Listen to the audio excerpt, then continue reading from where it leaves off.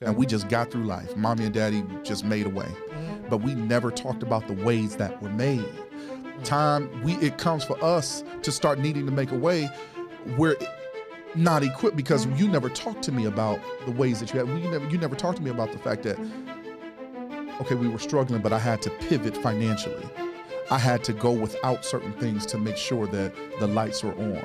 I had to budget a certain way to make sure that all of us were provided for.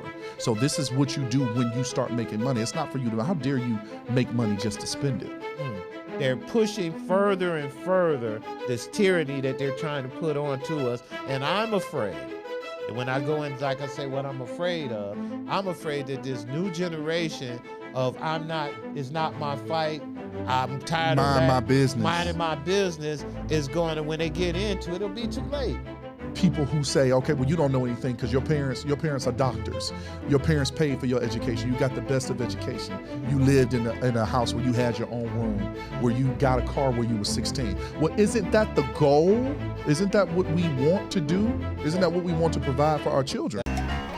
This is Strategic Moves with Kenn Dowell.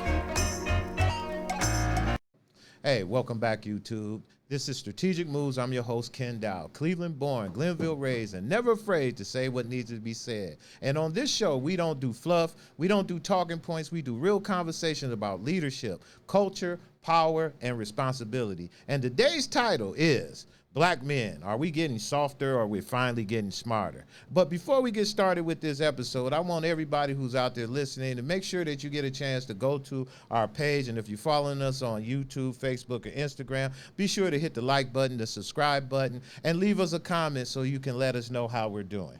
So today's guest is someone that I brought into the show. He's a gentleman that I've been following for some time. He's a gentleman who's been around the city doing a lot of great work. His name is Demetrius Harvey. Demetrius Harvey is a motivational speaker. He's a leader. He's also the gentleman behind the Man Cave, a group that's focused on accountability, discipline, and growth of African-American males. He also is the creator of Sunday Dinner Podcast, which is a podcast that comes on Sundays here on YouTube that you can check out, and he's going to give us more information about that. He's also the organizer and director of the Pink and Black Honors in Cleveland that recognizes leaders and entrepreneurs and people all around the city that are doing great things, and he's been a part of that, and that's been a really big thing that goes on here in Cleveland every year. Lots of people get awards from that and are recognized from the great work that they do, and he's the gentleman who is behind that, along with Tenora Edwards. They've been doing this thing in our city for some time, and he's here to sit down and talk with me a little bit, and we're going to talk a little bit about this generational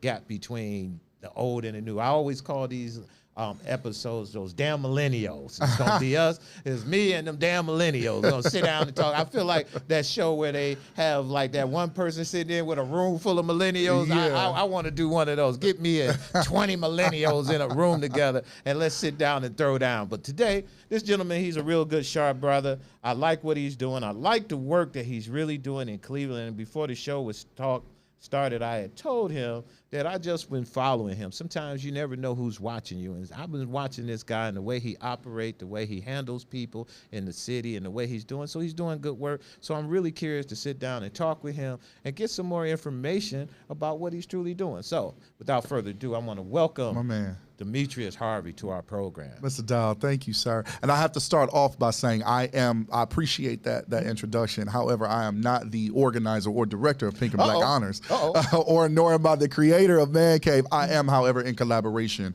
with both of those organizations. And so I'm super duper happy to be a part of that and to do any of this good work that you've been able to see. So, man, thank you so much for having me. You see bro. what I'm talking about? I appreciate it. You would think he was, the way he worked on these things and the way I thought those were your babies. Yes, I am the spokesperson for those, you do a great job initiatives. And so we do a lot of collaboration together. And so, yeah, man, thank you. We appreciate it. Before we get started, I want to talk about beef. We're not here to we're not going to do any debating, even though I'm always good for a good debate. But we're here to kind of really try to set the record straight on a few things. Yeah. And I want to ask you a question. As we talked about the show and the title, we calling it African-American males. Are we getting smarter? Are we softer or getting smarter? And my generation is one of those generations who always quick to say, oh, y'all so soft. Yeah. Y'all some soft kids. And And some of that is our fault. Mm-hmm. And I'm not one to say, to be quick to say, oh man, we did it all right. No, that's not it. I think we did a great job of spoiling our kids, the ones that we could, to try to make things easier Yeah, for you them. all did the best you could. We did the best we could. But Yeah. I also believe in doing that we also made the road a little too nice for some people. I think everybody can't take it the way it's given, meaning that there are some people who really need to fight a little harder for success. Then there's some people who already on the cups who got it that needed that little break Yeah. to make them even more successful. So when you got that happening, that's the stuff that you got to kind of look at. So with that, my first question to you, how do you define strength in the black man today? Oh man, my man, you just laid it on, didn't you? Strength, bro. Yeah, what defines strength to you, to the black man? What's a strong black man look like in your eyes today? Man, you know, I think strength across the board is the ability to govern oneself. You know, your inner self. Okay. You know, with that comes discipline, which I know that we'll eventually have to get into a conversation about that. But I kind of look at each individual, you know, each one of us, it's a city in here. Okay. It's a city of our souls, man. It's a lot of traffic going on inside of us, be it through, you know, emotions and relationships and, you know, outside forces, different variables, different nuances, the way that we were brought up, culture, the way that we see things, you know, through different lenses from one generation to the next. Correct. And I think real strength is when you can settle some of that noise on the inside. Okay. Discipline yourself enough in order to control, you know, impulses, control urges, being able to lean in to tell the truth when it's easier to tell a lie sometimes, you know? So really the crux of what strength is, you know, being able to govern oneself. And then, you know, building on top of that, us as men, being able to hold weight. You know what I'm saying? Being able to hold weight without crumbling. And weight comes through experiences. Weight comes through life, man. I mean, all of that it becomes weight. That's correct. And I know now you know, I'm the last of the millennials, all right? Okay. So I'm 1996. Okay. So I just made it in the door. Okay. So You're an old millennial. I'm an old millennial. You know. You're an old millennial. No, actually, no, wait. No, I'm a young millennial. You're a young millennial? Yeah, I will be a young millennial. Okay. Yeah, I'm a young Oh, so millennial. you just made it Yeah, I in. just made it in. Oh, okay. Because I'm That's right. 96, so I'm Okay, the very right. last So, year. yes, okay. And so, you know, as we talk about, you know, strength and being able to survive under extreme weight, you know, that kind of enters its way. What does that look like? You know, what does that look like on a day-to-day basis? And then, you know, we start talking about therapy and self-care and mental health and things like that. So yeah, man, I would have to say the strongest one amongst us is the one that can govern himself. You know, that's really deep that you said that, and it's right on point, because life, you know, I tell people all the time that, you know, we have what is called free will. Yes. And in order for things to do exactly what we're talking about, you actually need that. We should be able to govern ourselves to be able to handle what free will really means. Yeah. That means you have the ability to do a lot of things, like you say, when you shouldn't. A lot of things, or is it easier to tell a lie when you could be telling the truth? That's right. Because the truth may hurt. That's right. It may hurt you or hurt the person you're telling it to, Yeah. but to have that ability to want to do that is something else. And then sometimes telling the lie, it just perpetuates the story. The story keeps going. That's correct. Where if you tell the truth, the story stops. That's correct. You know what I'm saying? That's correct. And so sometimes I think that we allow ourselves to be in these cycles of things that should have stopped a long time ago. But then you got to talk about family secrets, and then you That's got to right. talk about That's things right. that we brush up underneath the rug because we just chose not to tell the truth. chose not So to we tell the truth. prolong some of these things. How do you see it different in the generations today? How is we different in all of that stuff you would say from the previous generations, you say with from your perspective, you know? Well, let me ask you this: how would you define or describe your generation? My generation, I say was the best generation. Okay. Honestly. Okay. Let's talk about it. I call it one of the strongest generations. Sure. Because of all the adversity, the ones that made it through. I think Yeah. crack cocaine Yeah. was huge. HIV was huge in my generation, because we talk my generation. Our generation, we had to get through HIV, we had to get through crack cocaine, and then all the other systemic Absolutely. things that took place amongst them. I'm 67 is the year I was born.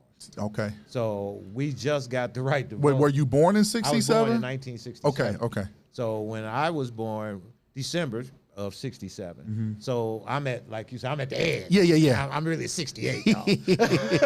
I'm really 68. But I'm Well, happy belated birthday. Yeah, I'm 67. Yes, but I'm sir. really 68. Yeah. But in that, that generation, my generation, went through a whole lot of those things that made it harder for us. So I think getting through that and coming out of it, I think gave everybody a sense of armor, a sense of hardness, the ones that made it through. We lost a lot of people. Yeah. We lost a lot of people to drugs. We lost a lot of people to HIV. Good people that could have been doing a whole lot of stuff. So on top of the systemic racism that everybody went through, then the good thing about why I say we're the best, my generation is hip hop. Go ahead. I'm gonna let you take it. We all the things we talk about hip hop came out of all of that, we got hip hop out of that. Yeah. Our A generation, language, man. A That's language out of that. Yeah. Our generation watched microwaves come in. We watched iPads come in. Yes. We watched fluorescent bulbs. So we were the Fluorescent ones bulbs. that came down. Fluorescent bulbs, man. Yes, I mean, sir. a lot of little things that we take for granted What they say, today. that blue light in the That basement. blue light in basement they used to have. Now you can just get a blue light. You can change the lights to different colors. That's right. A lot of the technology that took place and everything, we watched, our generation watched. So it's like the new generation or the people born now would never know what it's like to live without a cell phone. And Yeah. we know what it is. So that means that if the power went out today, we wouldn't have a cell phone. Even though I'll be hurt, Yeah. I understand what that's like. Yeah. I understand what, here goes one for you. No air conditioning. Uh-oh. Okay. So our I'm so glad you got this fan blowing on me, because I promise you something got to move. So that's the difference to me. Yeah, okay. So what about you? I think we're just the continuation of that, Okay. right? So Okay. as you said, you started to see, the cell phones come into play and all those different things, but we actually live without knowing another way. Ooh, okay. Right, so we grew up with cell phones, we grew up with the television, we grew up with social media, we grew up with the World Wide Web. You know what I'm saying? We grew up with video games. Yeah. We grew up. Thank God, like I said, I made the cut, of the '90s, 1996. But for me, I grew up outside, Okay. Playing outside. Right. You get up early in the morning, 7 o'clock, and then you down, you playing kickball, you in the correct. dirt field, That's you correct. playing basketball, and you don't come back until it's time for you to grab something to eat, and then you running back outside, riding your bike, and Right. then you come back when the street light come on, and then you're in front of the house playing double dutch or something, Right. or cans until the end of the night, and then you do it all over again.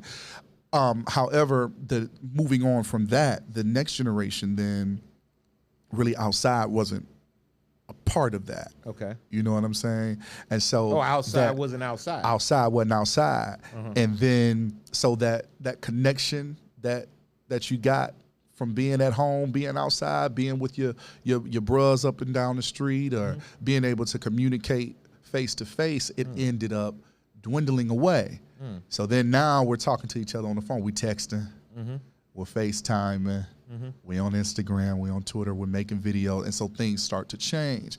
And I think one of the main differences between your generation and then as it continues on from mine and so on is back then I think there was a certain level of mystery because we didn't have so much access to everybody and everything and every thought that you thought. That's some correct. of the conversations were left for the dinner table. Some of the conversations was left for the barbershop. Correct. Some of the conversations were left for the beauty shop. Some of the conversations were left, you heard about it in church, or just amongst your friend group. And then now, or even celebrities, there was a mystery factor. You didn't know everything. Now everything is at your fingertips. That's correct. And so the visibility is more. You know what I'm saying? And what you think that you want to say And if you choose to say it, sometimes every little thing that you say is now picked apart. You know what I'm saying? I can't tell you that I don't like what you got on. Right. You can't tell me that you don't like what I have on without somebody taking it and opening it up and then making it into something that it's not. That's that softer part we talk about. Right. So I said all that to lead into what the original question was: do you believe that our newer generations are softer versus smarter? I think that it's a bit more padded because of what we have at our fingertips, and I think we rely a bit more on. I think we rely a bit more on what we don't really have to do anymore. and you know what? We're going to stay on that point because we're going to come back. Yes. Y'all heard him say we don't have to do it anymore. We're going to come back to that. My next question to you, because I'm going to hang on to that. All right. The next question, what do you think the older guys misunderstood more about the younger generation? What do you think we got wrong about y'all? True.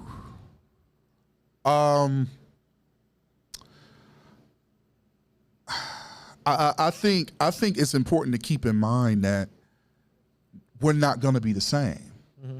You know what I'm saying? And I think sometimes when you have something laid out, like when you've laid out, this is how life is. This is how we operate. This is how we choose to show up in the world. This is what we do. We do A, B, and C, and then we go back to A, B, and C, and we don't deviate from it. Mm-hmm. I think when you have that sort of a mindset, then it is going to be a bit more difficult for generations to coexist, because the job of any younger person is to do something new. Okay. That's the job, right? I got you. Right? And so, I mean, you think about how we've been able to progress from just as we just said here, from times where there was no technology to now we have AI, who can literally do the job of people, like what people get hired to do. And so it's the younger generation's responsibility to do something new as we continue to progress. And that happens through change of culture. It happens through change of environments. It happens through economy. It happens through politics. It happens through family and community, And so I think if we could find the common ground there, as opposed to, man, we didn't used to do that back in the day, back in my day, Well, I appreciate it, and I think that I think it has its place, right? Because we don't know what we don't know, and so the experience and the wisdom that comes with people who have just been on the planet longer, right? You know what I'm saying? Right. I'm only 30 years old. Right. You've been on the planet. How old are you now? 58. 58. My goodness, you've been on the planet almost double my time. You know what I'm saying? So there, as much as I think that I may know, you have to know more than me. I would hope so. Right. And if you don't, then we're doomed. Well, that's true. Right. That's definitely true. Right. And so I think that considering that we don't all have to be the same, I think that sometimes makes it a little bit more difficult for us to coexist together. Do you think the young people, what do you think they have misunderstand about older people, the older generation? When you talk about older men, you mentioned that part about, you say, well, the way I used to do it back in the day, this and that. Do you think that when guys say that, it is a form of, it's hard for you guys to take that as if it's like somebody's punishing you or something, or saying that you're not good enough, when it's just more, sometimes it's just trying to get you to tune in and listen to what we're trying to say. Absolutely. But now, there's a perception versus reality, or it's a difference between perception and reality. I think sometimes the way that you say things have a big I agree. way to do with how people will then receive it. I think, going back to your original question about what do you think that the younger bros have misinterpreted about our old school OGs is I think, unfortunately, in the society that we live in here in America, our society kind of throws away older people. I agree. And I think that because as things are moving so rapidly, man, I mean, you think back just 20 years ago, like what has happened in 20 years? You know what I'm saying? It just continues to move so quickly. And I think younger people, and that's all relative. You can say young people, old people. That's all relative, and I definitely don't mean any disrespect by saying that. No. However, I think sometimes the more you learn sometimes the more puffed up you can become. And I think sometimes we may need to take a step back to really listen to the wisdom, as I said, to listen to the experience and the guidance that can come from someone like an OG, you know what I mean, like a father, a grandfather, be able to sit at the feet and glean the wisdom. But I think sometimes it's disregarded because they feel as if sometimes we can feel like y'all don't know anything. You know? Wow. So how can you come to that conclusion that we don't know anything? But I think that can be the perception. And excuse me, I probably said that too quickly. Not that you don't know anything, but I think sometimes the perception like you know too much? Yeah, I think sometimes the perception can be we don't do things that way anymore. It's the 20th century. We do things differently now. You know what I mean? We've come a long way. And so, you know, even the idea of marriages and relationships and all of that, a lot of that has changed from what we originally knew it to be. A lot of how people think and process information, a lot of that has changed. And so I think that goes back to the younger generation thinking that the older generation is thinking something different. You know, I think we have to find the common ground to be able to appreciate the experiences that we've come from through our elders. But I also think that, you know, our elders should be able to appreciate where we're going as well. That's how we can live together and coexist. Do you think there's anything that, as an African American older male, can do today that can help bridge that gap? Yeah. That they're not doing right now. Yeah. So give me a couple of those things you think. This right here, talking. I appreciate you. You know, having me here. You know, I'm sure, as I said before, you've been on the earth almost twice as long as I have. So I know that you have men with far more, you know, developed insights or views on the world or whatever have you, who have been through a lot more. But the fact that you even care to hear from a young man like me, I think that this is what starts it, to be able to sit and listen and say, okay, well, what are you thinking? How do you see the world? How do you get through every day? You know, you may be experiencing something that I just don't experience because we're in two different parts of our lives. We're in two different points in our journey. You have children. I don't have children. You know what I'm saying? Correct. You know, you lived through what it is that you've lived through. I haven't necessarily done that. However, my story is my story. I think if we can share with one another and not be afraid to sit at the table and hold difference, I think that's the main thing, because there will always be difference. I may look at things differently than how you look at them, but the strength in it is, can we coexist? That's correct. Can we hold the difference and not storm it? Because it's a luxury to be able to get up and walk out the room. That's correct. You know what I'm saying? And I think, I also do think that, you know, now, specifically in the younger generation, you know, we'll get up and leave in a second. We'll quit a job. That's correct. We'll quit a relationship, you know, and you know, so let me we'll ask you move on. But in the older, you know, I've seen, you know, people who have been married for 30, 40, 50 years. Like, how did you hold difference because you had to have it. That's correct. Through children, through career, through relationship, through molding of different families. You know, you had to have had it. So I think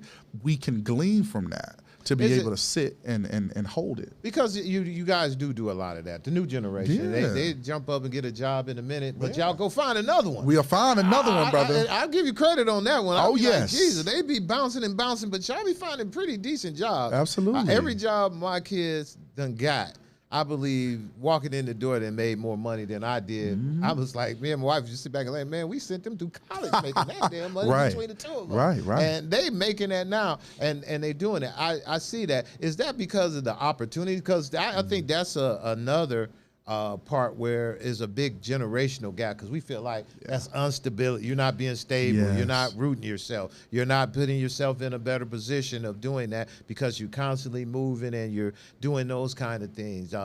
Your generation travels more. Yes, we do, bro. And we get out of here. I will be honest on that one. That one, me and the wife sat back and we thought about it and was like, I kind of wish I would have traveled a little bit more. Right. Because we didn't travel as much as we could have had when we didn't have kids. And I know your generation, y'all jump up in a minute. We Every time go. we look at y'all on the plane Oh somewhere. yeah, y'all don't let a holiday fall on the weekend where we get an extra day. We out of here. We'll do a day trip.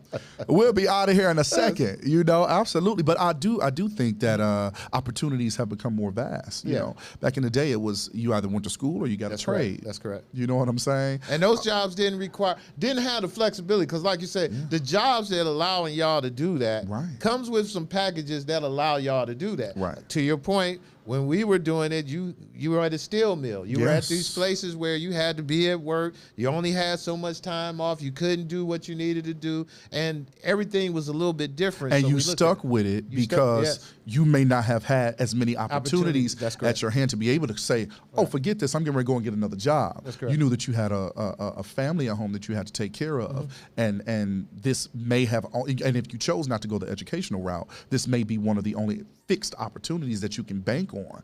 You know, now the job force is so vast, man. I mean, you got people who work strictly from home. That's correct. You know, you got content creators now. You got people who get paid millions of dollars for people to watch them play a video game.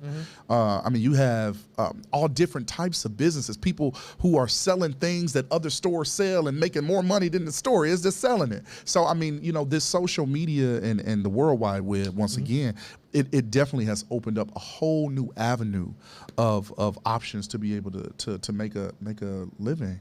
You know, I'll take you back on a little bit of a story. I'm gonna have some water. Oh, good. When I got going, much years later throughout my life, I was working in the community. I was working for a development corporation. And the development corporation, the job I had was to help them find houses in the community to rehab. They wanted to rehab these houses, fix them up, sell them to low-income families and that kind of thing. Yeah. And so during that time, that was around the shift in the communities where people were saying, where people who used to own businesses, you know, I'll use Glenville for an example. Glenville community was a community that was largely populated by Jewish immigrants and folks coming over here. They grew up in those houses over there, big houses, kind of fixed them all up, sold them and that kind of thing. They started businesses because they needed businesses for their community. So they had the grocery stores, the dry cleaners, the hat, shoes. Back then you couldn't call Amazon. You really had to make your shoes. So they had shoes made. All of these type of trades and things and ideas in the business. As their kids got older and their kids started to grow their business out, the whole thought process for them was, hey, you know, Demetrius, you see me busting my ass here every day, man. I'm working hard to make something. You got to go to college. You got to get us out of this mess, and you need to be able to go become a lawyer, become a doctor, become something that you're not going to do this. Now, you always had either knucklehead son or daughter who didn't go to college, whoever, who might have kept the business, but the whole dream of family prosperity was not based on this dry cleaners. It was based on, hopefully you're going to break out of this and make something out of this American dream, because back then it truly, I guess, was American dream to some folks, right? And so as they started to grow and they got out in their community, they had houses and businesses. When they decided to say, okay, black folks started moving into the neighborhood, we're going to start moving to the suburbs. They start moving to suburbs. They start selling their businesses. And black folks started buying those businesses in those neighborhoods and doing the exact same thing. And then what you think happened? Maybe 10, 15 years later, black folks said, Demetrius, so you don't want to work in this old dry cleaners? I've been here for 30 years myself, and I worked at 40 years for homeboy, whoever his name was, before he decided to sell it to me, and now I'm tired, broke down. You got to go to Howard. You got to go to Morehouse. You got to go to one of these HBCUs and save us. And what happens? You went to that HBCU, you went down there to Atlanta and said, you know what, I ain't coming back. I ain't coming back home, and I'm not coming to do that. So I just want to say in that, I've watched over the years how generations of us trying to do better for our families and for us allowed us to start building this thing within our community where some of that was lost because of us trying to get what we say the American dream and try to do better for our children and doing so. So we wanted our kids to go off to college. Sure. We wanted our kids to go off and do better and doing those things. So I guess I'm asking in your generation and our generation, that's a disconnect also, a huge disconnect on business. And then you have now where you have this new generation who everybody wants to be an entrepreneur, everybody wants to be a business owner, but they don't have the skills or the necessary things that it takes. And so now I think that's where we have another clash, because now when you find the OGs who will say, hey, I want to bring on a young person to work with me or do something to help me, they don't have the skills or anything, and then that's where the fight starts. Sure. What did you want? What's the question? The question in that is that your generation that's now are the question I've got is more on the entrepreneur side and building family legacies. And coming back to being able to come back home and come into these communities and continue to work with your family on these businesses. How do you feel in your mind? Do you believe that people or your generation do a better job at that, or could do a better, that's what I'm saying, could do a better job in generational growth and generational wealth and working within their families to get that? Got you. Man, you said a lot. They don't cut all of it out. No. Right to the question. No, so here, it was great. It was great. What I would say to start off, you mentioned about some people in your generation having gone to school and completed whatever portion of school that they were able to complete, be it high school, whatever, some middle school, whatever have you. Some choosing not to go the educational route then ended up saying, okay, hey, let me go into business for myself, and sometimes they work 9 to 5s, two and three jobs to be able to come up with enough money to be able to then go into banks and say, hey, can I have a loan in order for me to, buy this dry cleaners or whatever have you, excuse me. Then you have, it moves on to the generation where it's now we're looking at our father who owned that dry cleaner. And we see that he put everything that he had into that dry cleaner, and he still don't have anything. And so now he's pushing us to get through school so we can go on to higher learning, college or whatever have you. And oftentimes we're the first to do that step. So, first generational college student, and having not had the blueprint before us to do that same thing. Now the weight of, I need for you to get out of here and go to school, get your education, become successful, and come back and save us. The weight of that, think about the weight of that. You're trying to now go into a realm and a space that you've never been, nobody in your household has ever been, nobody around you has ever been. If you're talking about young people from the inner city, that's right? Correct. People who hadn't had the opportunity to go into education like we would all hope for. Now here they are, coming out of these different levels of experiences, and the first of their family and of sometimes of their whole community. That's correct. To go into these institutions. And now I have the weight of, I gotta be successful here so I can go back home and save my father so he can retire, and then make sure that my little siblings get out of here and go to school. I gotta do all of this while trying to figure out who I am at 18. That's rough. Coming through trauma, coming through drugs, coming through alcoholism. I was listening to a conversation that someone was having with Dick Gregory, and he was saying, it's unfortunate when a baby has to reach past mama's beer and papa's wine just to grab a bottle of mayonnaise. Wow. But you want this young man, this little baby boy, to grow up and become our savior when we haven't really had the opportunity to pour into him. So that's why I think community conversations like this are important, so we can be exercised through it. You know what I'm saying? Because if you just throw a bird, I mean, even a bird gotta wait for their wings to grow. But if we're not investing in our wings growing, man, that's a lot of pressure on one person. You know what I'm saying? And so I think conversations like this are important. Like, as you said before, what can the older generation do for the younger generation? I think to have conversations like this and not put so much expectation there, but what is it that you're looking to do? And based on what's going on around you, what do you want to see changed?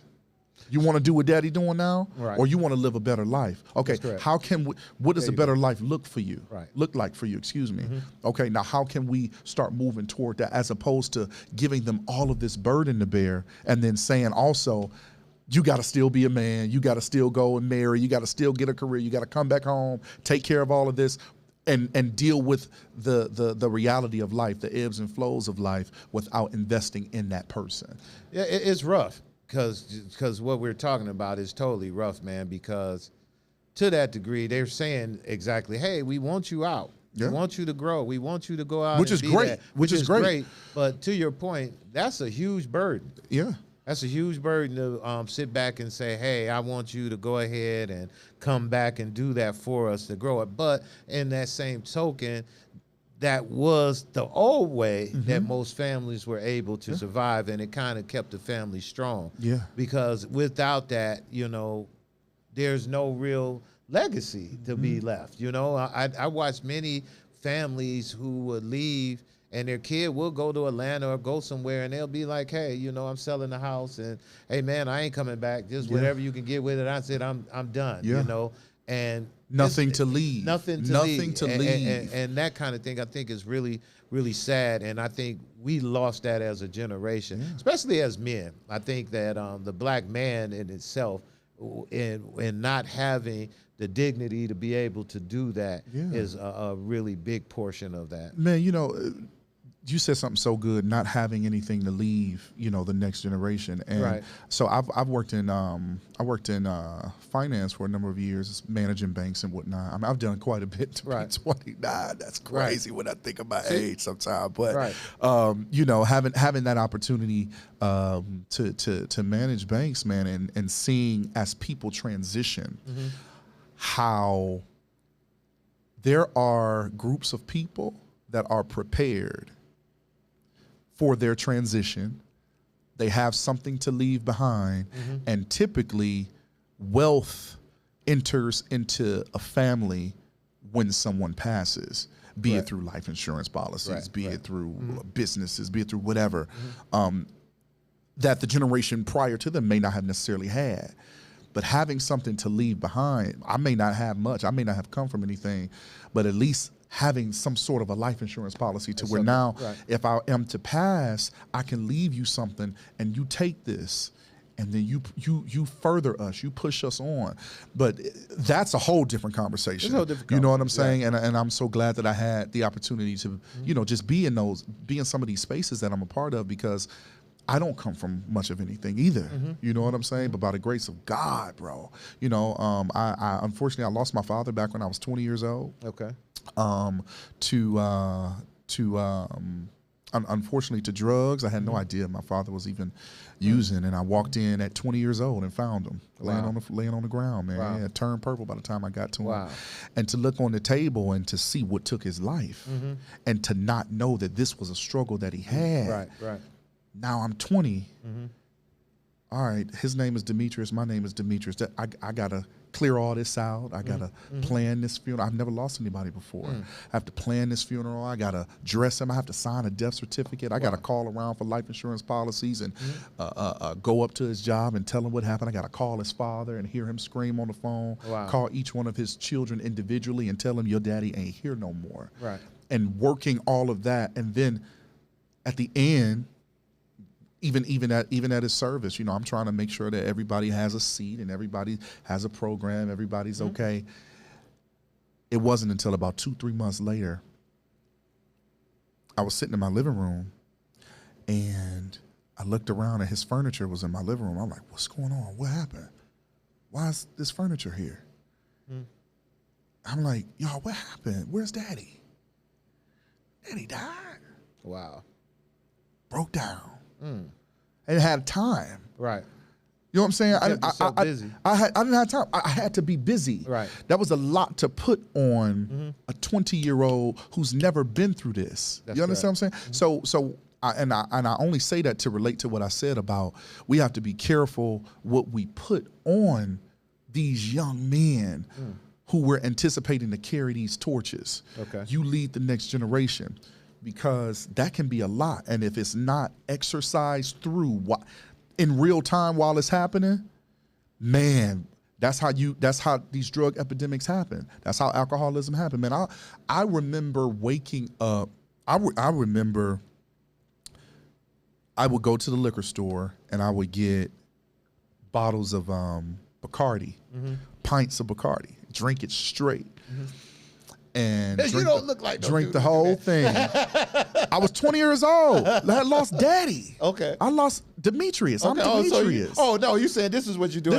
This is what I was doing after I found my father. I got you. I understand. Trying to get through all of this. I understand. Okay. And would go to his grave and lay down and take a nap outside.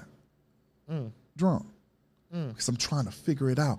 So as I say, but by the grace of God that I'm sitting here talking to you with a mind, bro. Right.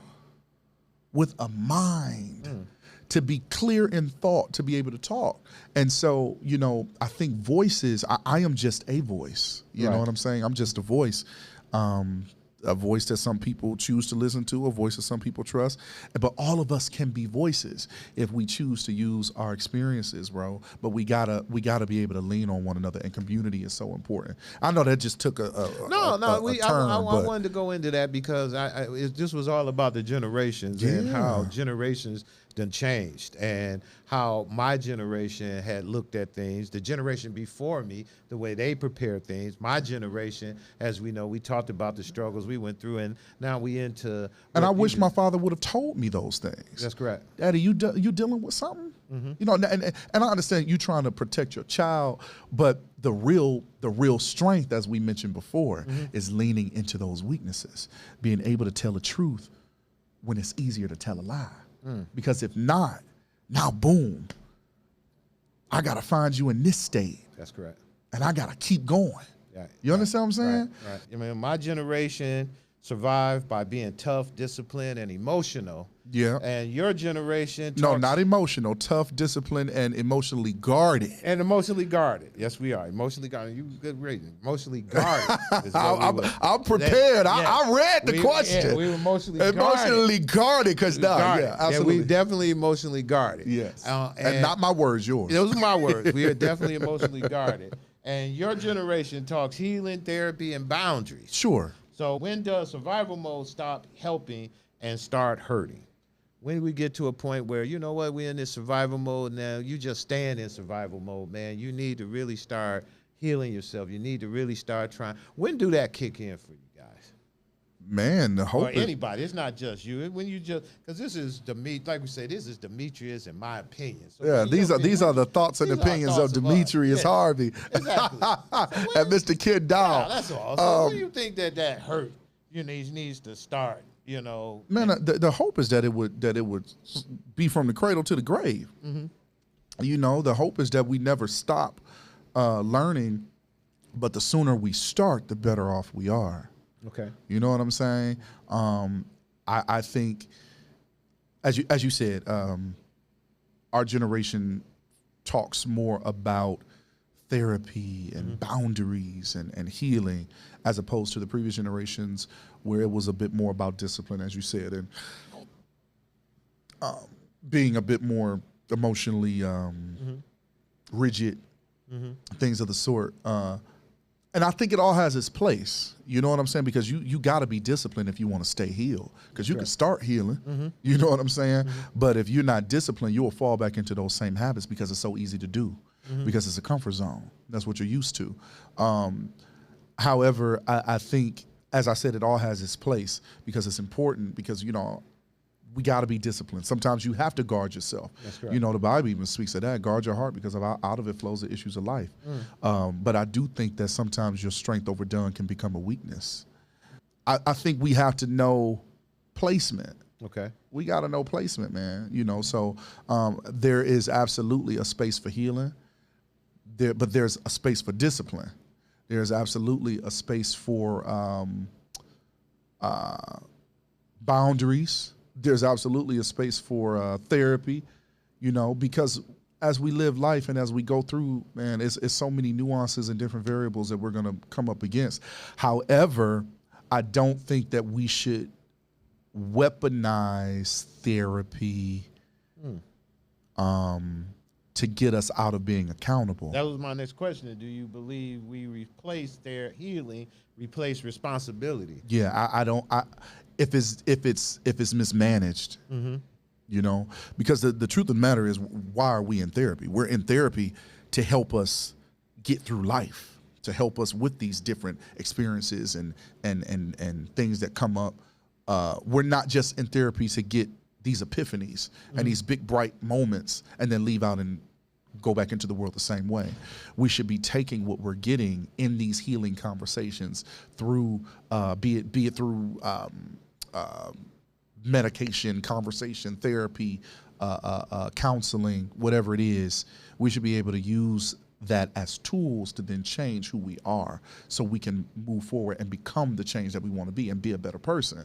But if you're just using it to go and listen to good small talk or to just figure out why this happened and you're not applying it, you know what I'm saying? Application and information are two totally different things. And because we still got to be accountable. You got to be accountable, and people should be responsible for the stuff they are. And I think that sometimes people kind of use it as a way of lacking their responsibility, or when things get a little tough, right? They now, as we say, crash out. Yeah, anxiety. I got this anxiety. I can't deal with this. I can't even talk to people. I can't talk to people. I can't come in. We came to a point in our life where I think the word that we use is saying soft. Right. Where it's not really soft. It's sort of like, come on, we need you to kind of push through it, and be able to hold the difference of life. Exactly. And not crumble. And I have heard that so many times when it's come to, the younger generations is, man, it's even when it comes to needing to be medicated or dealing with constant depression or different versions of your personality or being anxious for mostly everything or not being able to look at someone in the eye or hold significant conversation. Can't call and talk to somebody on the phone, you'd rather text. Even the dating apps are different now because people hold anxiety so high. I don't know why it's so idolized, because the idea is to not live that way. The idea is to try to be as whole and complete as you can without necessarily needing to lean on anything. However, I'm not a psychiatrist. I cannot do anything. You know what I'm saying? But it's the thing that's the biggest fear I have as a parent. Biggest fear I have as a parent is how my kids are going to handle adversity. Yeah. When it comes. But the hope is that you've equipped them well enough. You would hope you did. Yeah. That they can handle it and is willing to deal with it. Right. I mean, again, with our generation and just being older, sometimes your parents and everything make stuff look easy. It was like, hell, I can know a few times where we either forgot our light bill or something and the lights got cut off. They just knew the lights were off for a day or so. They didn't know that, hey, we really had a situation we had to deal with or something like that. And I know how we were able to deal with it because of our upbringing. Was that generation that you had to get it out the mud. Yeah. I'm just a little but in those moments, it's important to have conversations. Okay. Because if we don't see you managing well, right. Like if we just got through life just as children, and we just got through life, mommy and daddy just made a way, but we never talked about the ways that were made. It comes for us to start needing to make a way we're not equipped because you never talked to me about the ways that you had. You never talked to me about the fact that, okay, we were struggling, but I had to pivot financially. I had to go without certain things to make sure that the lights were on. I had to budget a certain way to make sure that all of us were provided for. So this is what you do when you start making money. It's not for you to, how dare you make money just to spend it? You know what I'm saying? Like, how dare you? You're preaching, brother. I mean, you're preaching. Because that's not what it's for. Money it's a tool. And you move money. You don't just spend it. You move money and you position it so your life can be better. And so, but having those conversations, bro, are so important. If I hadn't gone into banking, there's so much about money and finances and about myself that I just wouldn't have known because we didn't have a conversation. Because you didn't have a conversation at home. Didn't have a conversation, and I think a lot of it is some families don't have the resources. It's hard to talk about money when you don't have it, you know. And I think that when you're living paycheck to paycheck, it's hard to talk to your family about how to save, how to do it, because you feel as if you're failing yourself. Yeah, but you also know that it's the biggest pressure in your life. So let me talk to you about it, because I don't want for you to make these. I don't want for you to be living paycheck to paycheck. Correct. Us avoiding it, it's like out of sight, out of mind, but we still got to deal with it, because the one thing that all of us have in common is we got to have money. We're going to spend money and we got to have it because we got to eat, we got to have health care, we got to have lights, we got to have clothes, we got to bathe. I mean, we have to have, and that comes by the way of currency. I mean, we have to exchange it. That's correct. If we don't talk about it and you expect us to get grown and then just know all about it, but it's not what happened with you. You know, so how could it magically happen with us? And so even if it is a struggle, we still got to talk about it. Or even as the head of the household, as the parents or whatever have you, to be full and complete adults about your financial situation. Okay, we're struggling right now, so now we need to pay attention or get some information about finances. We need to get some information here so we can equip ourselves, because we have children that are getting ready to go out into the world, and we don't want for them to be the same way that we are. And we don't want to end up like Good Times, where everybody, and I mean, football player came and lived in I said, how in the world? Yeah, he was. It was a football How you was player. making money and you came here. You know what I'm saying? So man, we got to talk about that. Yeah, talk about what's uncomfortable. On this healing thing, we're gonna round this one out. What does healing look like when people dependent on you? You know, when you get it's all on you and you're trying to heal yourself. How do you think the younger generation looks at that, and if they're equipped to handle that? I'm asking you that because Demetrius, again, you're a smart young man and you've been dropping some gems. So I'm asking you the Yoda question. The Yoda question. How do we heal? Right. While having to hold responsibility for others? I had to do it, you know. Yeah. As I just mentioned to you about the story about the passing of my father. Through adversity comes your critical thinking. Okay. Through adversity comes your ability to make quick decisions. And you have to determine what's right and what's wrong sometimes fairly quickly. You know, just in a blink of an eye, you can find yourself in a situation. But I think that speaks to who we are as a people, man. We can make something out of nothing. However, when you talk about how do you heal when you're responsible for people, I think we're a lot stronger than we know. And until we go through some of the most challenging things in life, we'll never know, because you can say one thing, but you know, if it's not until you're in that seat that what you thought you would do may be different. It's like you got to go through it. You have to go through it, man. You have to, and because it's no book. However, you can put yourself first. You can make sure that your cup is full, you know. And I think sometimes it was a phenomenal thing that I heard from Iyanla Vanzant. She was talking to, I forget who it was she was talking to, maybe Oprah or someone, but she was talking about being self-full versus selfish. You know, like, it's okay for me to fill my cup up. because especially if I'm pouring out, it's okay for me to fill my cup up, but what's inside the cup is for me. What pours out is what you get to benefit from. But if my cup isn't full, then it's going to be very hard for me to be able to give to you. That's correct. If you're my responsibility. So it's important for me to pour into myself. It's important for me to be mindful of who I keep around me. It's important how I structure my friend group. It's important how I think about my future. It's important how I date. It's important how I love. It's important how I treat my mother. It's important how I show up. It's important the things that I do and what I don't do, because as you do, you choose. You know what I'm saying? And it may not be an ABC choice, but what you do is ultimately a choice.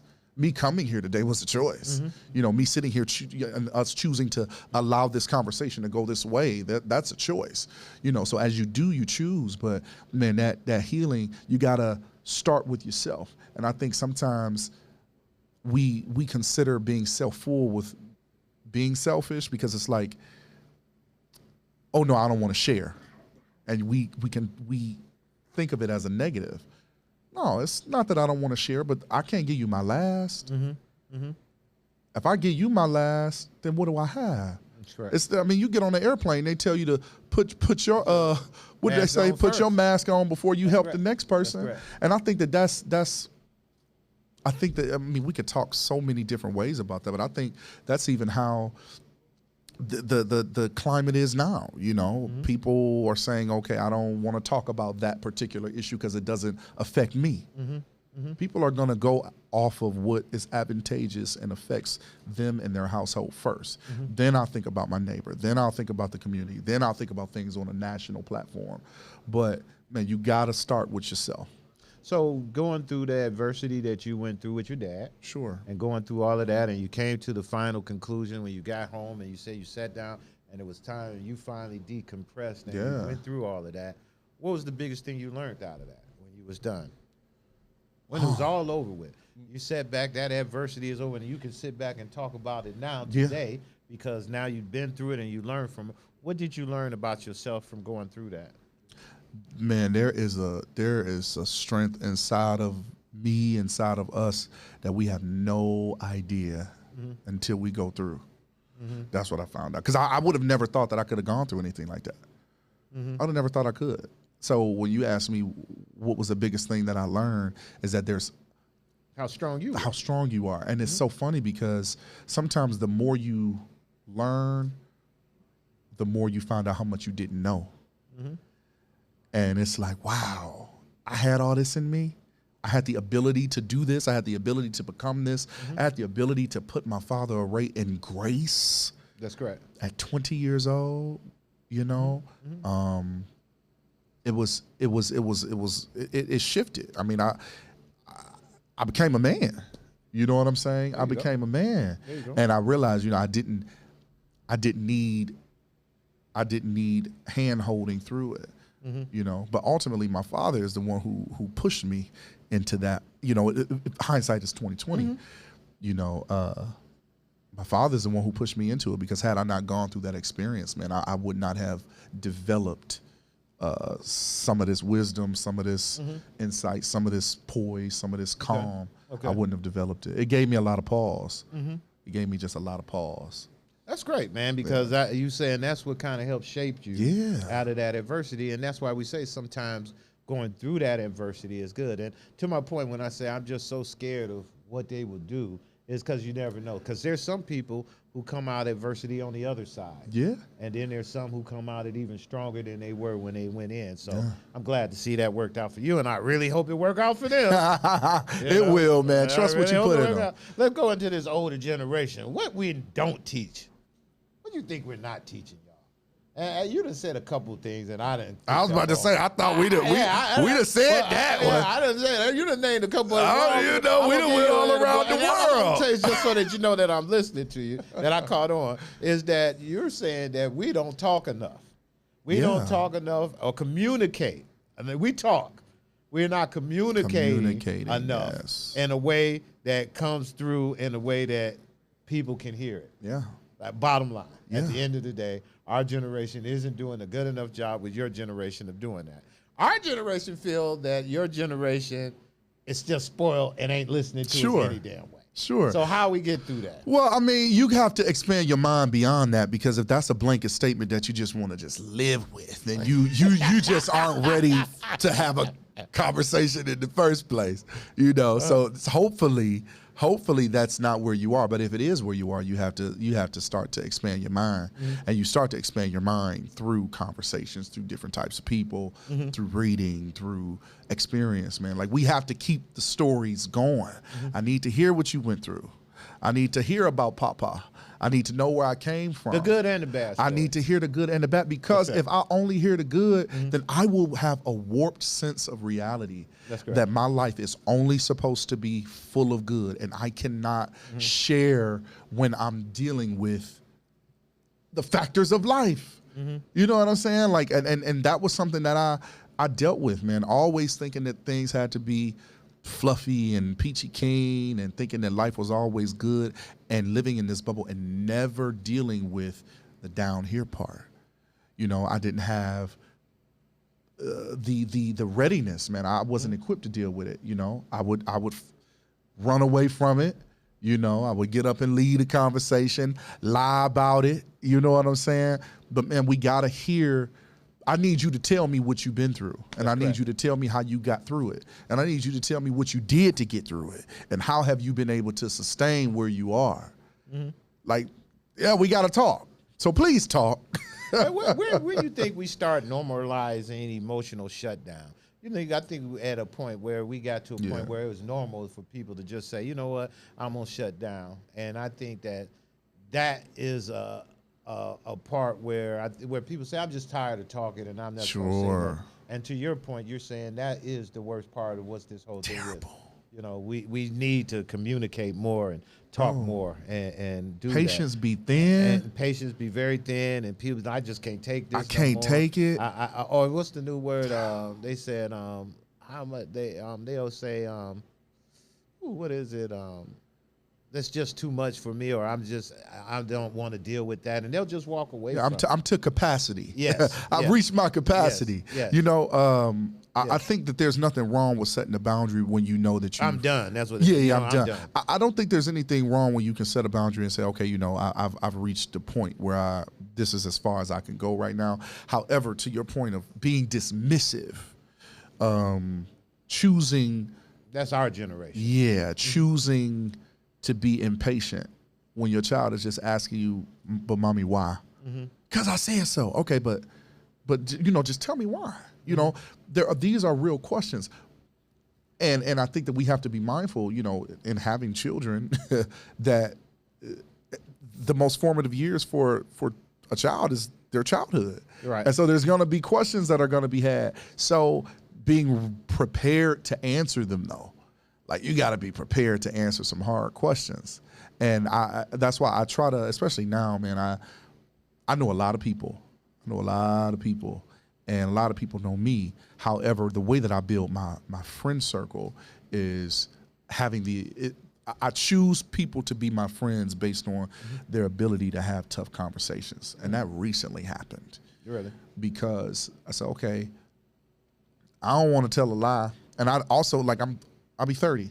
Like, I don't need you to get into a relationship with me for you to put on an air, because it does neither of us any good, because by the time you get real good and grown, you ain't making no new friends for the most part. That's anyway. You're just making acquacances. That's all it is. Haze and buys. So I don't need any more friends, and we got more than enough siblings and family for that. But if we're gonna get in a relationship, let's be able to have a true, open, honest conversation and know where we fall with one another. And so that's the way that I choose my friend group, man. So I don't think there's anything wrong with being able to say, I've reached my capacity here, but as it relates to the older generation to the new generation, getting information out, let's not be so dismissive, man, and just not be afraid to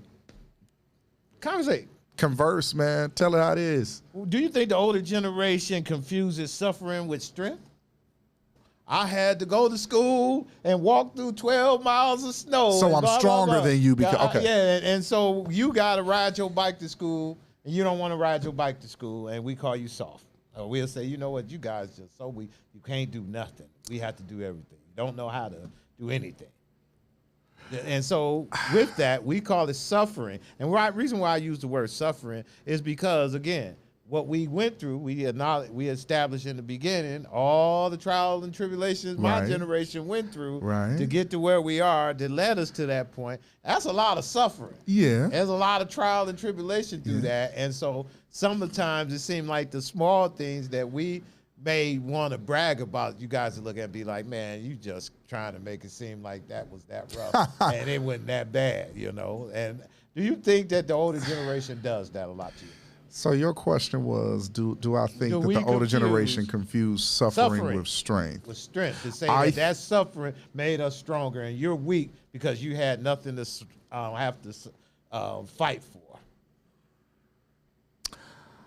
I think if you really thought about that, that you would disagree with that. You wouldn't agree with that because the whole idea No. I'm just saying, not, and when I say you, I'm not saying you, but I'm just saying people. I'm the old generation. Yeah. I'm asking the younger, do y'all believe we believe that? So I think what I personally think is that if you think thoroughly, like think that through, you're saying, does suffering equal strength?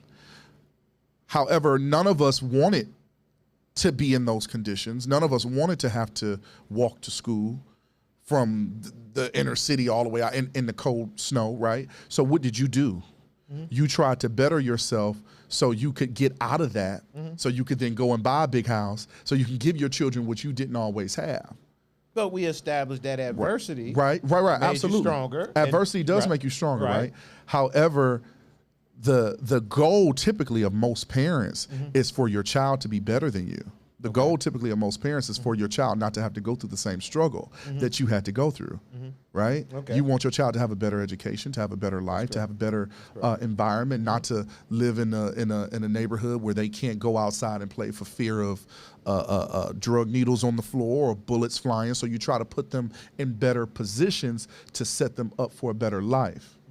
Now, the trade-off to that is, in a better position, in a better neighborhood, you're not going to experience some of the same things that your parent had to experience. And I do not think that is fair when people weaponize children who come from a whole household. Like people who say, okay, well, you don't know anything because your parents are doctors. Your parents paid for your education. You got the best of education. You lived in a house where you had your own room, where you got a car where you were 16. Well, isn't that the goal? Isn't that what we want to do? Isn't that what we want to provide for our children? That's correct. Right? That's correct. So I think that it changes, and it should progress per generation. So I don't think strength should be defined as that. I don't think just because you go through that you should say that's the only way that you can find strength. I think going back to what we said originally, strength is defined as the ability to discipline oneself. So you're gonna have a different set of circumstances being brought up in this way than I did, but we still have circumstances. We still got adversity that we gotta go through. That's correct. You know what I'm saying? So your journey and your adversity may look a little bit different than mine, but I don't think that it's fair to be upset with someone for not having to go through the trenches as you had to go through it, because that's the whole idea. Parents want their children to have a better opportunity at life than what they had. Do you believe black men today are softer than they were? Not weaker, but softer. That's a loaded question. Yeah, that's a loaded Do I one. believe? Like, where you gonna say, yeah, I believe. Right. You know. Okay, let's get some fancy words on that one. You crazy. Do I believe that we're softer? Do you believe y'all softer, or not weaker, just softer? We're a little softer. What are you defining as soft? I knew you was gonna say that too. Yeah, because I want to make sure. Look at the question. I want to make sure. I know he gonna ask me what I mean. I want to make sure that I'm weaker. understanding what's your meaning of soft. I would say softer in the fact that not able to handle the truth. as much as the older generation was. I don't think the newer generation can accept the truth as much as the older generation. The truth could be that you got to put the video game down. The truth could be, hey, you need to get out the streets and go really find a job. The truth could be, you're not an entrepreneur. The truth could be, you need to go find a job. Truth could be, you need to grow up and get out your mama's house. Truth could be, you need to start dating women and start acting like you love women. Not saying there's nothing wrong with the other side. That ain't where I'm going. I'm saying respect women. Sure. That's all I'm saying. You know, and quit all the, you know, the YNs. Yeah. Which is that's y'all nemesis. You know, the YN. You know, I'm entering into my unk era. Right. Yeah, You know yeah. I'm big bro right now. That's all. No, I ain't yet unk yet. No, I'm big bro. I'm big bro. But you got the YNs that's knocking on y'all door. For sure. You know, that's on y'all. So when I look at that, that's what I say soft. Weak, I don't think men as a whole, I wouldn't call them weak. No. I wouldn't say they're weak, but I'd say they're a little softer in trying to get the truth. And when you give it to them, do they want to take it and do something with it? I think the definition, you gave the great definition of what real manhood is and to be a man. And a lot of it is straight up responsibility. That's it, man. And that's what I'm asking you about. Do you think that the newer generation a little softer in that? Yeah. Bit. You said let me get some big words on this. So I say a bit more padded. How's that? Got a couple more airbags on us. You know, a little more protected. That's right. A bit more all. protected. But as I said, you know, man, as generations continue on, man, culture changes, and culture has a lot to do with how we process and download life information, man. And so, you know, we didn't have to fight as hard as you guys had to fight, because things were a bit more accessible to us and have been a bit more accessible to us. So yeah, we appreciate that. We appreciate the fight, you know, but there's once again another fight. There's another fight as well. There's a big fight out. They're coming on all hands. I want to jump into something here that we talked about earlier that you talked about, and I said we was going to circle back around to it, and it's that my fight. Because now we have this big thing with your generation that I watch a lot of TV and stuff and social media with everything that's going on now with what's happening in Minnesota, what's going on across the country as it relates to just the fight for democracy and trying to stay ahead of that.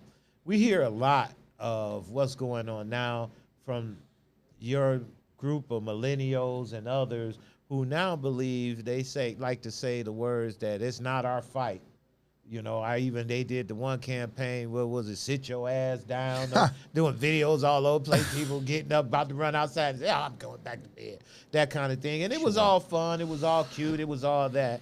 But at the end of the day, I believe, and our generation believed that, again, all of that stuff that we talk about, I see a lot of them on the internet. I'm tired of seeing our ancestors beating and this and I'm like, well, your ancestors are the ones who was out there fighting. Right. We fought the whole time. Yes. And sometimes we even fight when it wasn't our fight. Absolutely. Because that's what we do.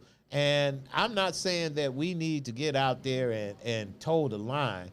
But what do you feel with this new generation, your generation on this what's going on in politics and what's happening, choosing not to get involved? And I think that that's a reason why my generation or one of myself would say, oh man, y'all so doggone soft, my God. I mean, the YNs are out here stealing people cars, right, at gas stations, arresting people at gunpoint, and I'm like, why can't y'all go out there and throw snowballs at the ice then? You know, why don't we go do something that's constructive on that end? And that's the part that kind of, when I say I'm worried about the generation ahead of me, is that attitude. So what you say about all that? Well, I think, I'm gonna get to that, but I think as we talk about the negative, we absolutely have to talk about the positive as well, because man, it's a lot of good brothers out here that are doing significant work. I mean, the fact that we're even sitting here being able to have this level of conversation, you know, that just is a reflection that there are men who do care, there are men who vote, there are men who make sure to the best of our ability that our community is informed, that our community is helped, that our community is held to a standard. That's correct. You know what I'm saying? Making sure that you are prioritizing what needs to be prioritized. So that is still alive and in the earth, right?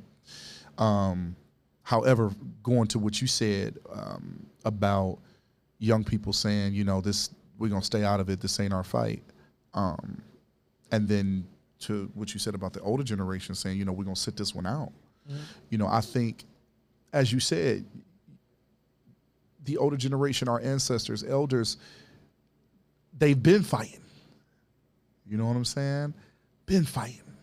But their fight was a little bit different, you know? They were fighting for rights. They were fighting for survival. They were fighting for the right to vote. They were fighting to have a place at the table. They were fighting to be able to go to school, to get education. They were fighting for us to, fighting.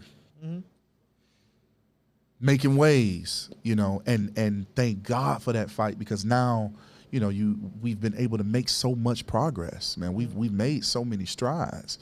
You know, hell, we've been president. You know what I'm saying? You know, and now we're going to college. You know what I'm saying? We are entrepreneurs. We do have a seat at the table. But not really. But hold on.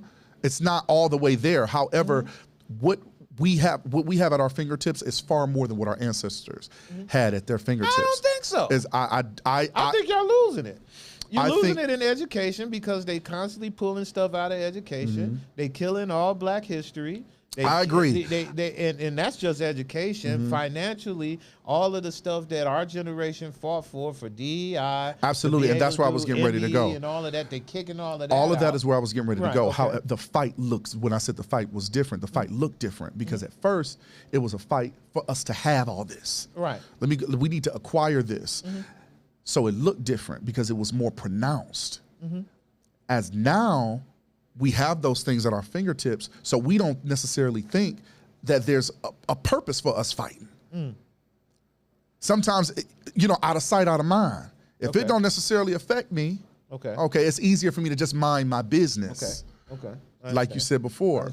So it doesn't seem as if, because I ain't a slave, right? I don't have to sit in the back of the bus. I get to vote. I get to go to law school. I get to become a doctor. I get to live and make the American dream. I get to do all of this now. Our ancestors didn't get anywhere close to it. So even though we have made a lot of strides and a lot of progress, now it's a bit more subtle. It's a bit more subtle. So we may not necessarily always identify it when it first comes up. And I do think that out of sight, out of mind is a real thing. Sometimes you become callous to the life that doesn't touch you. If I don't have to explain, you know. No, I'm listening. I mean, that's just the way that people think. So you're saying that to the younger generation, if I'm clear, they just don't really understand what is at stake, it sounds like. That, yes. They don't truly, because it's hidden. It's a subtlety. It's like what we said before. It makes it look like it was easy. Yeah. Like we said, if they don't understand, to your point again, back to I grew up in Solon. Right. We had Mercedes Benzes. Not my story. No, I understand. I grew up in Solon. We had Mercedes Benzes. Well, yeah, you went to the I went to the best of schools, made the honor roll, did well on playing basketball, went to a D1 school, got a full ride, went and became a successful whatever. Right. My life situation, my life circumstances are totally different. I don't see life through the lenses that people before me may have. You understand what I'm saying? Because what's at our fingertips is a bit, it's just different. The fight is different. And I think sometimes, like I said, out of sight, out of mind. So that's that guy. Let's talk about the other black man. Yeah. Right, because to your point, I can see that one. That's the guy who got it, and he's not going to see it until he actually get into that role and they kick him out the room and give the promotion to the white guy. Yes. He's not going to get it till later. Right. How about the younger guys, the inner city folks, the other people? Why do you don't think they're getting it? Why aren't they out there figuring out that what's going on now? The people who got shot. Here's the 2 people who got shot in Minnesota over the ICE situations that went there. Many black people say today, like, hey, you know, we've been watching us get killed. We go down our whole. Soon as we hear that, we get our list. Michael Brown, and we start naming them all that. I'm with that. Yeah. Don't get me wrong. I'm 100% with that. And I was one of the first ones who on my podcast and on the radio was saying, hey, you know what? Now you can finally understand what's happening. But this is what changed my mind on it. And this is why I bought it.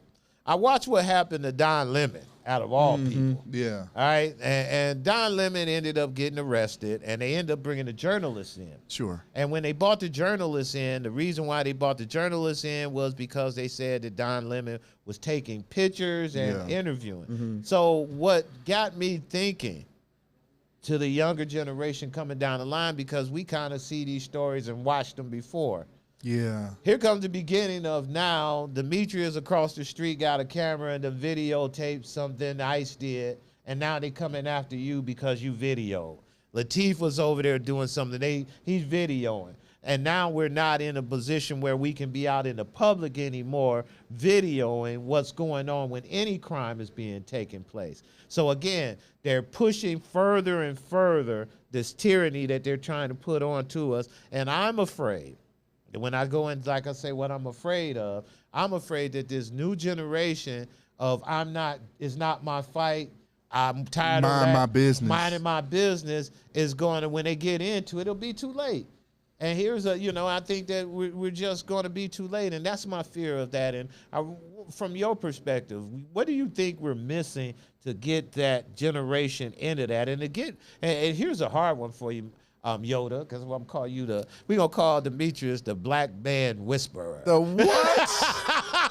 The black man whisperer. Black man whisperer. Why don't you tell us, what can we do to try to get you guys more involved and active and understanding that this stuff is important to, like you said, anything you think you might heard out there, anything on the street they say we really doing wrong, or the generations getting wrong, what can we do, man? Yeah. Because it's like we gonna mess around and the old heads are on this too. So while I'm on my rant, let me give it so you can go ahead and say what you want. On my rant, I believe that the old heads not doing a good enough job on that neither.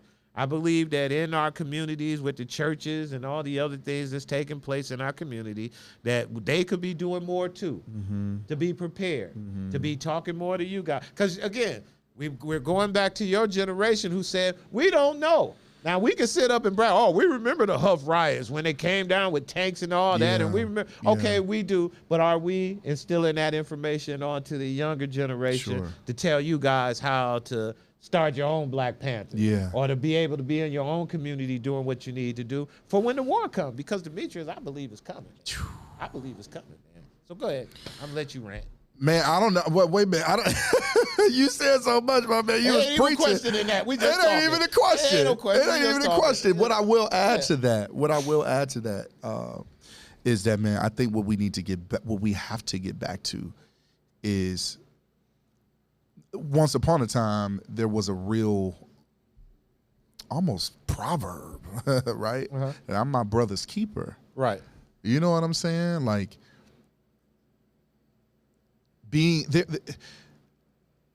I have a responsibility for you, and you have a responsibility for me. It's if we choose to tap into that. You know what I'm saying? Like, your responsibility to me as an elder is to make sure that if you see me doing something good, tell me, celebrate me.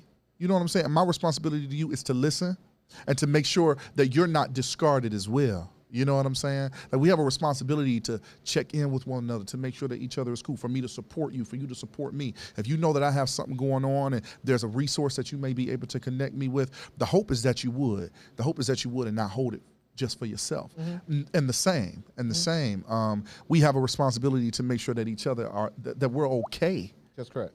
Toward one another, you know, and I think if we could get back to even being interested with one another, you know what I'm saying? And not just to meet my four and no more. You know what I'm saying, man? So I think if we can just look at each other as we really are each other's brothers at the end of the day. And so that's what these different initiatives that I've been able to be a part of, that's what it echoes. That's what it tries to pronounce. That's what it tries to say. Even me myself personally, I try to show up the best way that I can. And if I can, I try to stay in the house, because so many people, as you said, you've been watching me. I didn't know that. Mm-hmm. There's people who watch us that we don't necessarily know. And now that I'm aware that, okay, Lord, you've given me a voice. You've given me something to say. You've given me a little bit of wisdom through these experiences. You've given me a little bit of some recognition where people can look at me and say, okay, you are. Mm-hmm. Now I have a responsibility with that to make sure that the voices are heard, not just my voice. There you go. That voices are heard. So it's so funny because even as you sent over the crowd, just the setup of what today would look like, I know that we were going to be talking about generation to generation, and I reached out to about 7 of the strongest thought leaders in my circle, Black men, just to get their take on where we stand and what strength looks like and what manhood looks like and what we're looking at on a national setting, and to get their perspective, because it's not just my voice. There's things that I can miss.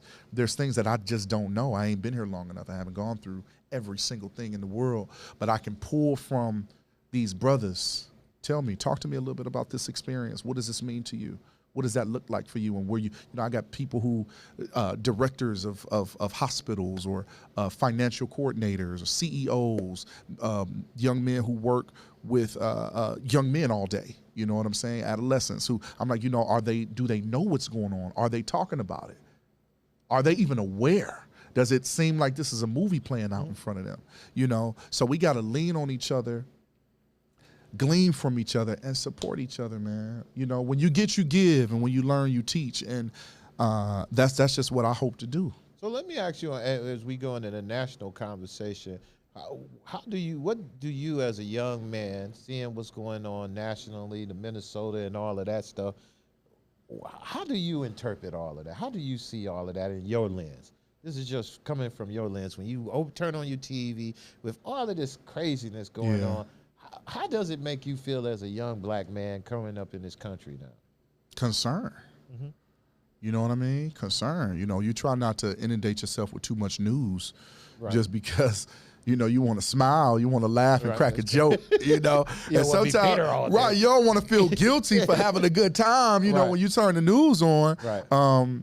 However, what I try to do with digesting all of that information, I try not to digest it too much of it, but also I try to stay informed to the best of my ability.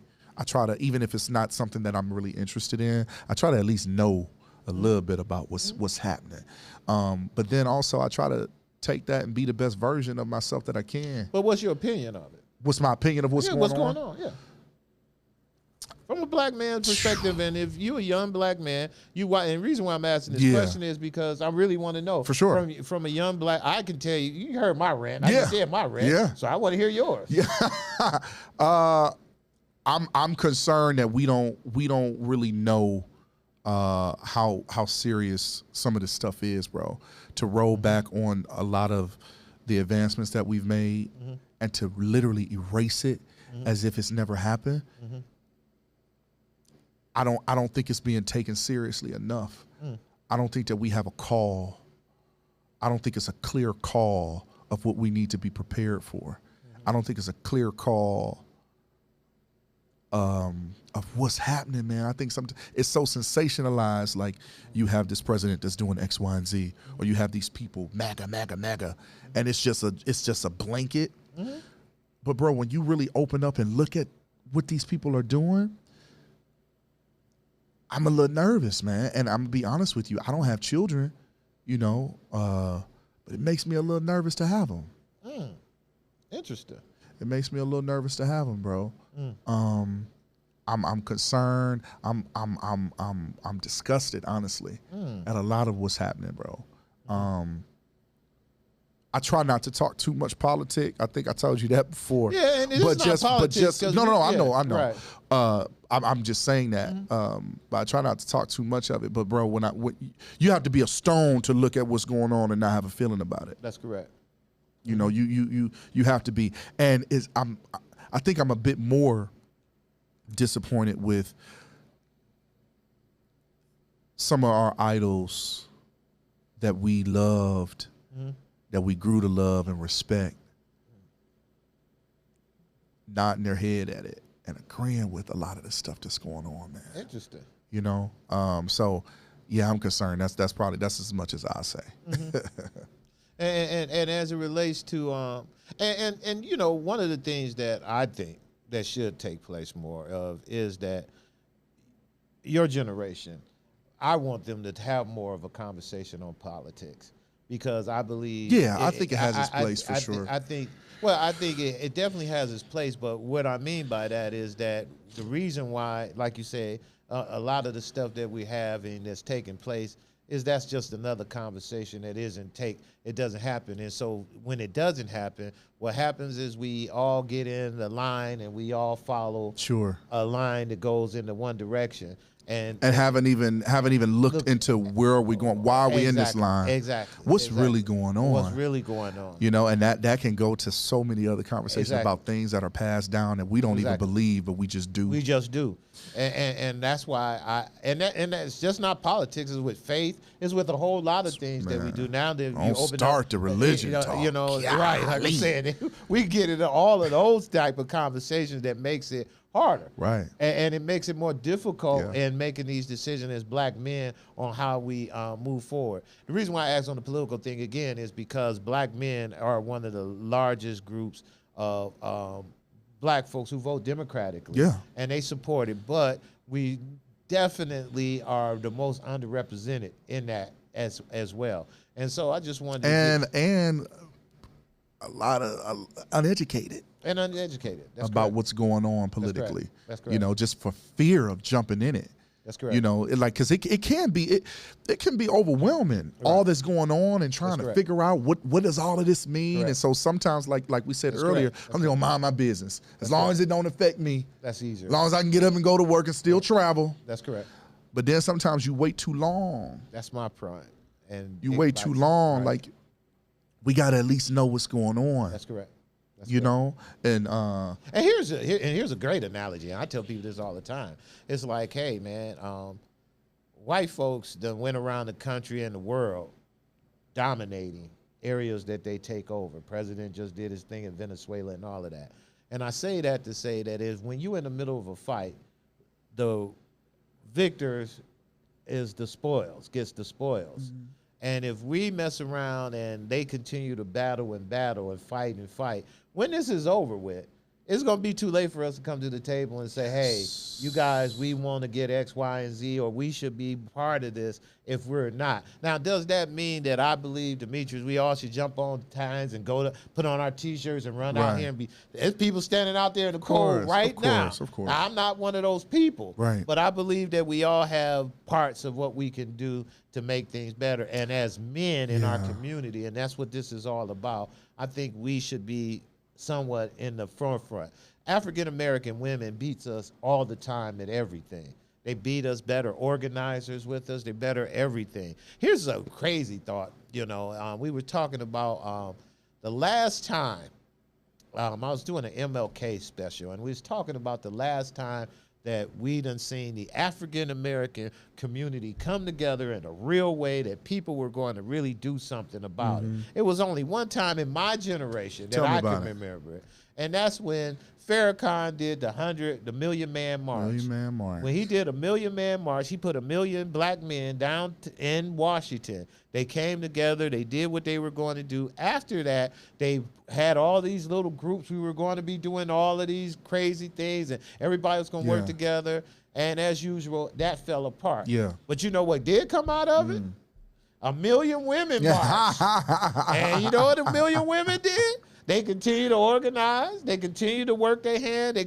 They may not call themselves a million women, but out of those little work groups, they came and they developed. And now women, black women, if you look at the period of time when that happened versus right now, black women went ahead and went way over the mark. They hit some really big benchmark based off of the unity. Sure. Where black men got together, we did it for the one day, and we kind of dispersed. And to everything you're saying now, where we're not communicating, not doing all the other stuff, that hasn't happened. And so that's to your point of when we're saying that us not coming together and black men not doing stuff together. That's kind of where we at, man. Doing and I it haven't before seen it's it since too the late. Million Man March. And we got to do something before it's too late. Before it's too late. I told you I had reached out to some of a group of my tribe, my community, before I came, just to talk a little bit. And one of man, he's so intelligent. We were talking about, say for instance, you have someone who makes $100,000 last year, and this year they make $90,000. You have one group of people that'll say, okay, well, it's still $90,000. You know, it's okay. It's still more than what a lot of people make working class. Then you got the other person who said, well, let me figure out what made me lose the 10. Right? Because if you do it quickly, if you do it soon enough, right, then maybe you can combat that. That's correct. But if you wait until it gets down to 50,000, right, now you're struggling to make payroll. That's correct. You know what I'm saying? That's correct. So dealing with it head on. That's correct. As opposed to just saying, oh, okay, well, it's slightly happening. Reactionary. Man, as Black opposed folks, to being proactive. Proactive. We the most reactionary people there is. Yeah. All right, we're going to round home, man. I'm going to ask you we talked about ICE. We went through that kind of stuff. Let me ask you, Demetrius, what scares you? I told you what scares me. What scares you? What you afraid of? Man, I think I mentioned it while we were talking. I'm a little afraid. Just being honest. Yeah. Being honest. I'm a little afraid of bringing a child into this world way it is, as is. That's true. I'm a bit afraid of that because we don't know what's coming. That's huge. And that's, I tell you, and that's that my is fear. You get enough of me to say that. Yeah. The world a lot will change, bro. Wow. You have people stop producing. You know? So yeah, I'm a bit afraid of that for all of the various reasons that we just talked about, man. What you think is non-negotiable for the modern black man? This is just non-negotiable. Education. Got to be educated. Period. Period. You got to know what's happening. And if you just choose to sit idle and just mind your business, bro, ain't nothing going to change. So, Demetrius, I want you to tell us about Man Cave. Yeah. Then you tell us about the pink and black honors. And tell us about all. Let's start with this Man Cave event because that's something you're doing. You got something coming up, right? Yeah. So we actually just retouched base the committee for Man Cave, and shout out to Tenora Edwards, the founder and curator of Pink and Black Honors, Man Cave, and so many different initiatives that we host and collaborate with throughout the city of Cleveland. But Man Cave, and I appreciate you coming. You know, last year we hosted it in April. Over Y'all going back out there again? So we are trying to determine exactly where it's going to be. It may be a collaborative effort, possibly with some other organizations coming in, because we want to make it more accessible to people, specifically young men. We really want to make it accessible to young men, man. So we're just revamping some things. But what our main focus is, as we do and put on these wonderful events, you know what I'm saying, big events, and people tell them can come what it out. Oh, so what Man Cave is? sorry. What Man Cave is it's a forum for men to be able to come together over a weekend to be able to really highlight the importance of brotherhood, highlight the importance of community, and to let you know, bro, we're here. You know, you are supported. Let me know what's on your mind. What resources can I provide for you? And how can we just be in community with one another? That's correct. You know what I'm saying, man? There's so many young men out here who it's so unfortunate. A very, very, very close family friend of mine, she recently lost her son. He's 18 years old. Wow. To suicide. Wow. Had just graduated high school. And 2 weeks later, decided to go ahead and take his life for the pressures of life. And took his life in a very tragic way, man. And I sent so much love and strength and support to this family. But you got young men taking their lives. You got young men strung out. This opioid epidemic is ridiculous. Right. You know, I had a taste of what leaning on a substance can do. You know, like I said, when I lost my father, man, I just was drinking. Plus I had just turned 21. Right. So I'm just like, okay, you know, but I didn't realize it had become an issue to when I would wake up in the middle of the night and I had bottles in the bed, and my mom. Jesus, you was really out there, huh? I was hurting. I missed my father. Daddy, how you gonna leave me like this just now? You know, but by the grace of God, bro, never needing to go through any sort of exterior. You don't look like nobody who ever went through nothing like that. Oh, please. Thank you. Thank you. You know. Bottles in the bed. Yeah, Jesus, man. Yeah. Wow. Okay. But we got to tell that story. That's correct. Because you going to go through something. You keep living. Right. You going to go through something, man. Right. And I know that I look a certain way. All right. Thank God, he looks all right. You know. Right. However, I ain't always been that. That's correct. I had to get to that. That's correct. You know what I'm saying? That's correct. And so, you know, struggling silently. But what that forum was created to do was to make sure that men are aware that there is safety for you. There is a place for you. Men losing their fathers, men losing their brothers, men losing teammates, you know, having to get through life, going through grief, having to get through life and being a husband, being a father, being a son, being a cousin, being an uncle, being an employee, being an entrepreneur, being all of this at one time. Right. You know what I'm saying? And so, you know, we just wanted to be able to provide, and then also have fun. You know what I'm saying? Good quality fun, man. That's you know, where you can come and know that you're safe, know that you can grow a little bit. You're going to have conversations, barbershop talk. Right. You know, you're going to have conversations. You're going to learn. We're going to give you some financial literacy. We're going to connect you with job opportunities. We're going to do all that we can, but we all need each other. So we'll have some things rolling out for Man K pretty soon. We'll make sure that we send it over to you. Hopefully you can share it with your platform. Sure. So I'm super excited to be a part of that. We just announced our chair and co-chair of that movement. So we're super excited about that. And then, you know, with the Pink and Black Honors, which is an initiative that we want to be able to celebrate entrepreneurs throughout the city of Cleveland and abroad who are adding to the ecosystem that we have here. You know, man, there's so many of us who are doing it, who never get recognized, and that's the heart of Tenora Edwards is, as she's been in it for so long, she wanted to provide a space, not just for men to commune, not just for women to commune, but for entrepreneurs to have that same support as well. That's awesome. So it's just awesome. Different arms and branches, man, but from the same roots. You know, my last two questions for you is, and I meant to ask you these earlier, but while you were sitting there thinking, because this is a good question for you, what's the best advice you ever got? You want to do that one first? You got to let me think on that one. All right. Well, tell me what's the worst.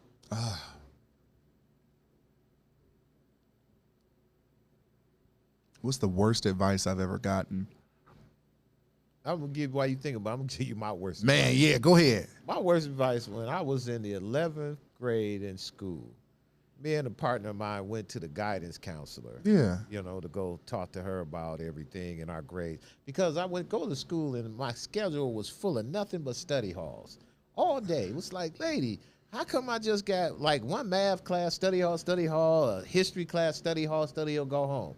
And she was like, well, because you got enough credits to actually pass now, blah, blah, blah. We're trying to circulate some things. So if you don't come to school not even one day this year, you'll still pass. I said, what? Me and my partner both were sitting in the office. He said, what? We don't come to school not one day this year, we will pass? She said, if y'all didn't come to school one day this year, y'all would pass. And from there, we started cutting, doing everything. My 11th grade year was nothing but a blur. It was all screwed up.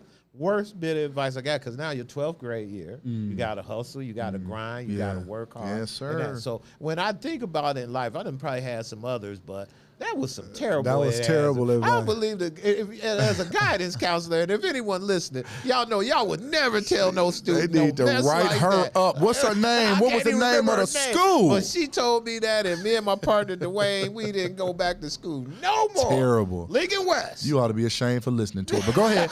What's the best advice? Best advice you ever, but my best For you, advice? yeah. My best advice I ever got. Huh. Oh, I guess you. Bishop Ellis told me to marry my wife. Wow. That was the best advice anybody ever gave me. Because I can honestly say I'm still married 30 years. Congratulations, And all man. of that and everything else. So Beautiful. if I was to think back, if somebody told me to do something that I did, Yeah. that turned out to be okay. Yeah. I would say it was to marry my wife. Wow, that's awesome. I would say, because he was on my butt about that. And he, when I was going there, it was one of those churches where he'd look at the choir on Sunday and be like, come here. And he'd walk up there. Did you marry her yet? Oh, my God. I know a little bit about Bishop Ellis. Yeah, you know, I so- was a very, very, very young boy growing up, you know, in church and whatnot. And so we fellowship with the Pentecostal Church of Christ Yes, quite a bit. And I that's knew it. that he was such a phenomenal, profound individual Yes. in the religious community here in the city of Cleveland, but just, I mean, around the world. I had no idea all of who he was globally. Yeah, yeah. So but he was a one of a kind Yes. personality. So I could, Yes. to hear that he gave you the best advice that you ever had, it does not surprise me. Yeah. It doesn't surprise me. Best advice was from him. Yeah. Worst advice for me, spend it, you'll get it again. You know what? I wish I'd have thought of that one too. Man, you mess around and spend your last. That's it, brother. You spent, man, I'm That's telling you, that was horrible. was And it. we'll just let that chips fall where they Right. may with that. I don't Right. even need to expound. Right. Best advice that I've ever gotten. Treat people the way you want to be treated, man. You know, I think me holding that to the forefront of my mind just as I've gone through life, it sounds cliche, but me really genuinely holding that to the forefront of my mind as I've gone through life has that paired with my personality that God has just given me, and that's just naturally who I am, it has opened up a lot of doors for me. I can see that. It's opened up a lot of can see doors that. for me, bro, because you never know who you're talking to. That's correct. And also, how do you judge someone that you just saw? That's correct. What requirement must they do in order for you to be kind or to be courteous or to respect them? And so I try to keep that in the forefront of my mind. And man, I have met some phenomenal people. And from me holding those morals and those values true, man, people have opened up to me. They've opened up their arms to me, their resources to me, their platforms to me. That's correct. This platform here, you know, even without having to be in close proximity with me. That's correct. Sometimes you just know the spirit by the spirit. And I'm grateful that my name is trusted. Oh no, and what you said, I could see that. That's why when I told you, I said, hey, it's something about you and that, because you're right. If you mix that with your personality, is a good mix, and it's that thing that people would look at you and say, hey, you know what? I think that guy's a decent guy. But if you're not careful, here's the caveat to that. If you're not careful, you can easily use that to your advantage. Oh, yeah, yes. You know what I'm saying? Oh, yeah. Oh, yeah. And so I have to keep myself in family That's correct. and in close, tight That's correct. relationships, because having charisma, having the ability to speak, it's a gift. It's a gift to be able to sit here for over an hour and talk, and it flow and gems just come out on both ends. That's a gift. But if you don't govern it properly, if you don't look at it as a responsibility and to whom much is given, much is required, you will find yourself by the wayside. You find yourself by the wayside or doing a bunch of stuff that you don't want to do, or you find yourself out there being like, this guy saying anything and doing all of that. So as I said, don't about see the that grace of happening God, to you, bro. man, because you got it together. And I'm what they call a talent scout. So I know when I see it. So All right, I appreciate might be it, dead man. and gone, and you Keep be me like, in your go to my prayers. eulogy and say, he told me one day I would be something. I know it. So Man, I Demetrius, just have keep me in your prayers, man. like I we do appreciate at every show, we let you close out the show. You get a chance. That camera right there is yours. You get it. This the one, Latif, you want to look Right at here? that one? Oh, look right into that camera, man. You get to make sure you give your handles. Sure. Make sure you let them know where the where they can. Your podcast Sure. is still doing that. Let them know about the men, the men's where they can link up with Sure. all your links, handles, everything. You got it. Whatever you want to say, take your time. That camera's yours. You got it. Well, first of all, I want to say thank you so much, man, for giving me the opportunity to be here. I definitely appreciate it. This is some wonderful work that you're doing, and I count it as an honor. I don't take it lightly, and if ever you ever need me in any capacity to be able to contribute, I'm here for you. I'm here for you. What I would like to end off with saying, and I think I said it a bit before, is when you get, you give, and when you learn, you teach. And conversations like this are so important. My ask or call to action would be, have the conversations. Tell the truth, even when it may be easier to tell a lie. And if you've been through something and you've come out of something, reach back and grab somebody else. So my name is Demetrius Harvey. Once again, you can follow me on my social media. I'm at Demetrius Harvey _CLE, because we are here in Cleveland, Ohio. Once again, as was a couple of the initiatives that I stand with and that I speak on behalf of, be it Man Cave 216. You can follow us on Instagram, Man Cave 216, and also the Pink and Black Honors. You can follow us on all social media platforms. We're on Facebook, Instagram, and a bunch of other places. Premier Black Tie Gala that we host here in the city of Cleveland, in order to continue to celebrate and uplift and make Cleveland a better place. So thank you all so much for having me, and I look forward to seeing you again. Hey, I want to tell everybody again, if you check in the description, we're going to leave all the contact information on how you can reach Demetrius and keep a line on what's going on. We're going to be working with him on the Man Cave, so stay tuned. And until next week, peace. Peace. This is Strategic Moves with Kenn Dowell.